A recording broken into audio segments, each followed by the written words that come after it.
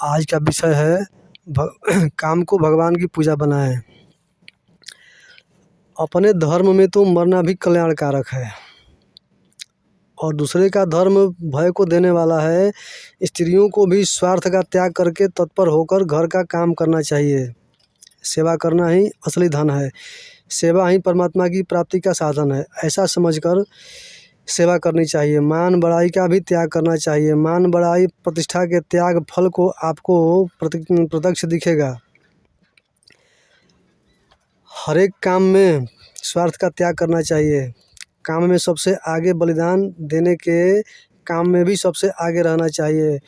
महाभारत की कथा है, बकासुर की बलि में नगर से अपनी बारी आने पर प्रत्येक घर से एक आदमी जाता था।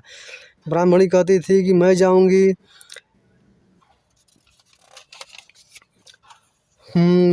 ब्राह्मण कहता था मैं जाऊंगा। इस प्रकार बलिदान में सबसे आगे रहना चाहिए। रुपया, पैसा, गहना और कपड़ा दूसरों की सेवा में लगाना चाहिए।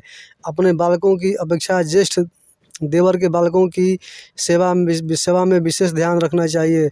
बांटने के बाद बचा हुआ ही अमृत है। प्रेस में काम करने वाले या कहीं भी काम करने वाले प्रभु का काम समझे, कटिबद्ध होकर तत्परता के साथ करें। अपने को बलिदान चढ़ाने में भी तत्परता रहे। ध्यानात् कर्म फल त्यागः। कर्म भी करेंगे तभी तो फल का त्याग हो सकेगा। कर्म करेंगे तभी तो कर्म फल का त्याग हो सकेगा। नौकरी करने वाले ही वेतन का त्याग कर सकता है। जो नौकरी करे ही नहीं उसका त्याग क्या कर सकता है। मन भाव ही मुख्य बात है। जितना कम ले उतना ही मूल्यवान है। 1 रुपये का काम करके 50 पैसे लेने वाला ही प्रसाद है, लेने का ही प्रसाद है। 100 रुपये महीने का काम करके बदले में 75 रुपये लिए, उसने 25 रुपये का तो त्याग किया। वह एक धनी भाई के कुछ न लेने के त्याग से बहुत बढ़कर है। एक धर्मात्मा राजा तीर्थ यात्रा को चले, प्रजा भी साथ हो ली, गांव के लोग भी साथ हो लिए, एक किसान भी साथ चला।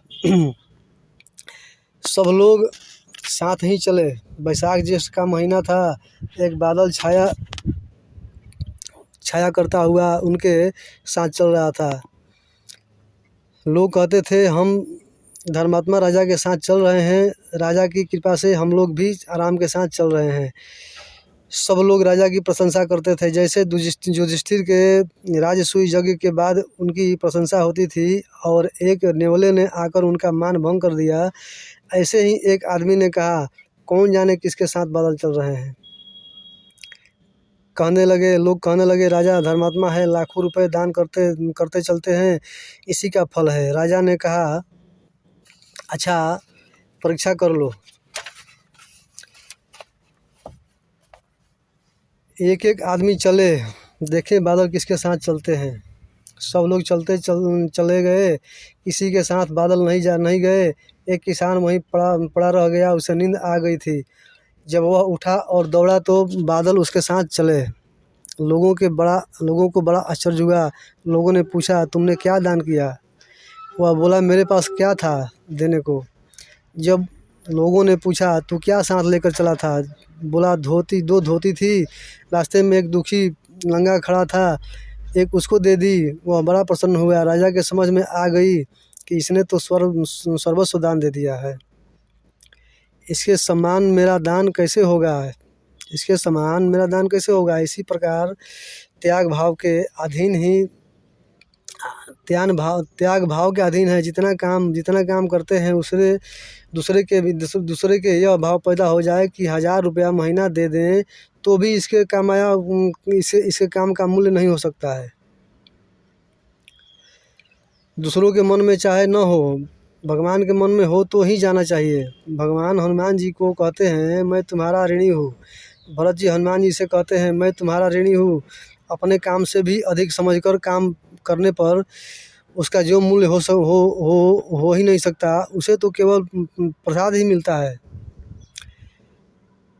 प्रसादे सर्वदुःखानां हानिरस्योपजायते प्रसन्नचेतसो यासु बुद्धि पर्यवस्थिते, अंतःकरण की प्रसन्नता होने पर इसके संपूर्ण दुखों का अभाव हो जाता है और प्रसन्न चित्त वाले कर्मयोगी बुद्धि शीघ्र ही सबकी सब ओर से हटकर एक परमात्मा में ही भली भांति स्थिर हो जाती है। इसी प्रकार सभी भाइयों को हर एक काम उत्साह और तत्परता के साथ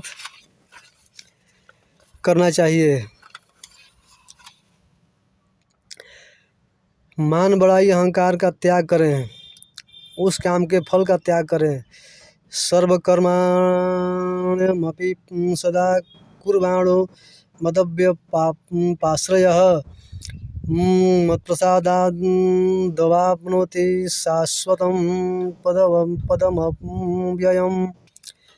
मेरे परायण, भगवान कहते हैं, मेरे परायण हुआ कर्मयोगी तो संपूर्ण कर्मों को सदा करता हुआ भी मेरी कृपा से सनातन अविनाशी परम पद को प्राप्त हो जाता है। आसक्ति से रहित रहे, अहंकार के वचन न बोले। अहंकार के वचन का ईश्वर पर भी बुरा असर होता है। भगवान भी उसके अहंकार का हरण करने के लिए उसको विपत्ति में डाल देते हैं। आशावादी होकर धीरता, वीरता और गंभीरता के साथ काम करना चाहिए। सिद्धि असिद्धि में निर्विकार रहना चाहिए। 3 प्रकार की सिद्धि असिद्धि होती है, तीनों में समता रहनी चाहिए। पहला ये है कि लड़की का विवाह होता है, विघ्न आ गया, माँ बीमार पड़ गई या वर मर गया, काम संपन्न नहीं हुआ, इसमें समता रहनी चाहिए। दूसरा, निंदा स्तुति कोई कहे, अच्छा बुरा, अच्छा हुआ कोई कहे, कोई कुछ कहे, इनमें समता होनी चाहिए। यह कार्य के फल की सिद्धि असिद्धि में समता रहे। तीसरा, प्रतिकूलता में विषाद और अनुकूलता में हर्ष से रहित सम रहना चाहिए। उपर्युक्त दोनों श्लोकों को ध्यान में रखकर कार्य करने से कल्याण हो सकता है। इस जन्म के थोड़े से हिस्से में ही कल्याण हो सकता है। 15 दिन भी मैं अधिक कहता हूँ, कटिबद्ध होकर अपने शक्ति के अनुसार कार्य करें। भगवान की प्रतिज्ञा है, अनन्यश्चिन्तयन्तो मां ये जनाः पर्युपासते तेषां नित्याभियुक्तानां योगक्षेमं वहाम्यहम्। जो अनन्य प्रेमी भक्तजन मुझ परमेश्वर को निरंतर चिंतन करते हुए निष्काम भाव से भजते हैं, उन नित्य निरंतर मेरा चिंतन करने वाले पुरुषों का योगक्षेम मैं स्वयं प्राप्त देता हूँ। कमी की पूर्ति भगवान करते हैं, यह उत्तरदायित्व भगवान का है। भगवान के शरण में होकर हम इस साधन को करें। यह ध्यान से बढ़कर साधन है। तत्पर होकर इस कार्य को करके दिखला देना चाहिए। यह बड़ी लज्जा की बात है जो इतने दिन हो गए तथा